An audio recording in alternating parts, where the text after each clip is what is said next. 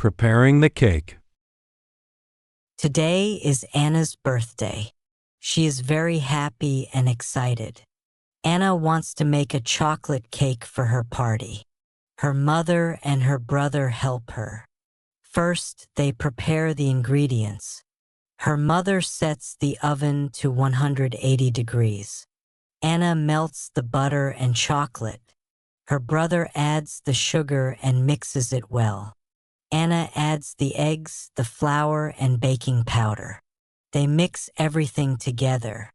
Then they pour the mixture into a mold and put it in the oven. They bake the cake for 30 minutes. Finally, they take the cake out and let it cool. In the evening, her friends sing happy birthday. Everyone eats the cake and enjoys the party.